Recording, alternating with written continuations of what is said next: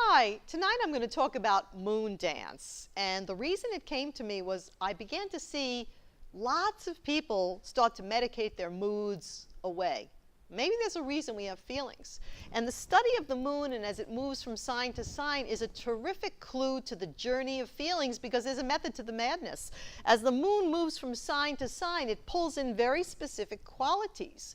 I asked myself how this was possible. But if you think of the sun as supreme yang, which comes from the I Ching, and the moon is supreme yin, when they meet once every 29 days, we call that a month, it creates the new moon. It's a merging of the lunar light and the solar light, and it seems to give birth to one of the archetypes of time. In other words, where the pair meet is the energy that they draw forth from the collective consciousness. So we just had a new moon in Cancer a couple of days ago, but I want to go around the zodiac starting with Aries to explain how it works. Now, the idea of the sun and the moon meeting, giving birth to an archetype of time, made me realize that that's why the ancients gave us mythology. Through myth, it keeps the stories of these personalities, these persona of time, alive. So in Aries, yes, it pulls in Mars, and Mars is the god of war. But Mars is also what gives us the self-definition. If it wasn't for Mars, you wouldn't have a separate sense of self. So the way Creator set up this plan is you start out with this Aries-Mars energy, and then from there on, you have to learn how to navigate that vessel of a self. The next sign, Taurus, when the sun and the moon meet in Taurus, instead of linking it to Venus, which is the technical ruler of the sign of Taurus, because Taurus is so much about the earth as mother, the fecundity of nature, I link it to Demeter or Demetra, and this is the goddess of Mother Earth. So our earthy, nourishing, emphasis on being healing and nurturing towards others gets very activated in that month. The third, Gemini, when the sun and the moon meet in Gemini, it pulls in Mercury, the little winged god, always up to mischief, but always wanting to learn new things and seeing the other side of the story and really getting the mind very active. Cancer, I did not come up with an orthodox ruler. The myth that represented Cancer best for me is Athena. Athena is a goddess who believes she emerges from her father Zeus's head, and she represents the family structure, and she's also a war-oriented goddess. So when the new moon is in Cancer, which it was 3 or 4 days ago, it activates this energy of Athena. So there could be a part of each of us that gets more oriented towards family life, memories, organizing things around the home.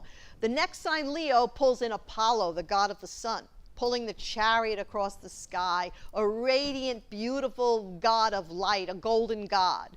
And that's kind of like the son of God, sun god. Notice how that could be kind of reversed. So Apollo is this idea of the divine sun.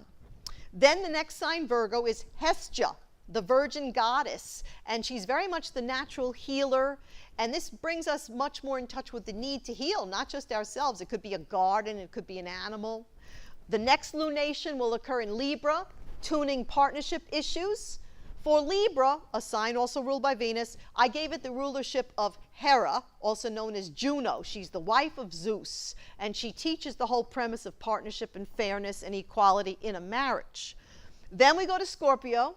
And Scorpio is fascinating from the mythological point of view because for me, yes, it's ruled by Pluto, the god of the underworld, but the story involves a counterpart, which is the feminine young girl who was abducted by Pluto. Her name is Persephone.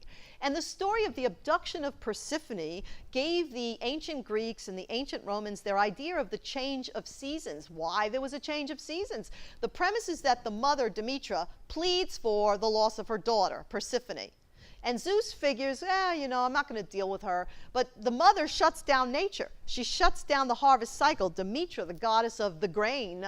And Zeus finally has to make a compromise. So the compromise is Pluto, also known as Hades, gets to keep Persephone half of the year, and she'll go back to mom for the other half. So when the daughter comes home, it's springtime, and Demetra celebrates making spring and summer. And when it's time for Persephone to return to the underworld and to Pluto Hades, the mother mourns, and the trees shed the leaves, and the winter comes.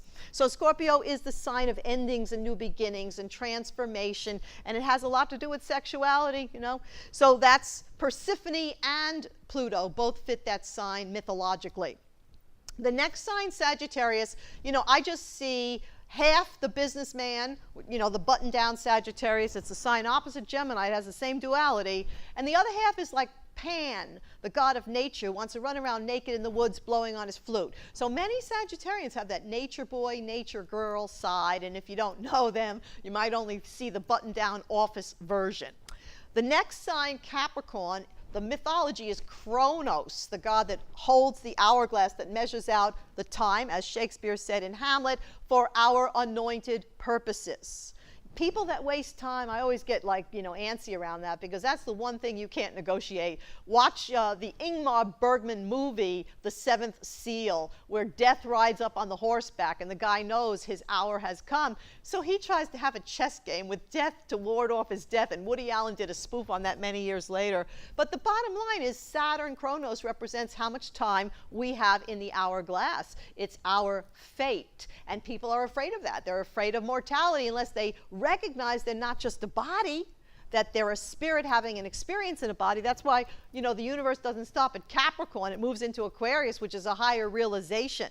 And Aquarius is the rebel. It rebels against everything of the old ways. That's why it's all about invention, innovation, trying new things. Tesla reminds me of the Aquarian mindset, recognizing the effervescence in the air, that there's energy even though you can't see it. And in fact, the discovery of Uranus, the ruling planet for the sign of Aquarius, occurred synchronistically with the discovery of electricity. And similarly, the discovery of Neptune had a synchronous relationship to the discovery of steam engines and water power, and finally Pluto 1930 with atomic power.